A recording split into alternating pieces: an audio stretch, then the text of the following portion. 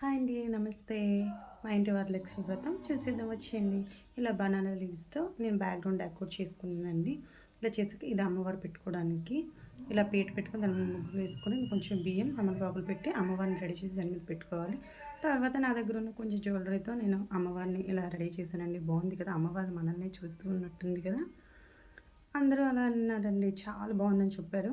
మీకు నచ్చిందా? తర్వాత దాని పక్కన పీట వేసి కొంచెం బియ్యం వేసి దాని మీద తమలపాకు అమ్మవారి ఫ్రేమ్ పెట్టాను. కొత్త కొత్త చీర పరిచి దాని మీద ప్రసాదాలు, అమ్మవారికి తాంబూలం, చీర. అలాగే నా బుజ్జి గణపతిని చూసారా? రండి రండి చూసేద్దాం.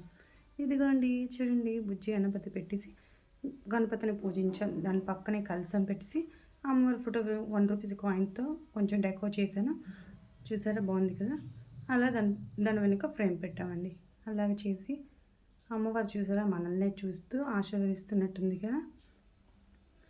ఇలా తాంబూలాల్ని రెడీ చేసుకున్నానండి. ఇదే నేను ఫస్ట్ టైం చేస్తున్నాను. దీంట్లో ఏవైనా మిస్టేక్స్ ఉంటే నాకు కామెంట్ చేయండి.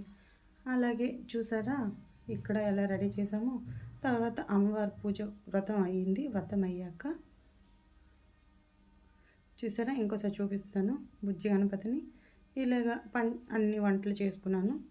వంటలు చేసి ఫ్రూట్స్, స్వీట్స్ అమ్మవారికి పెట్టానండి.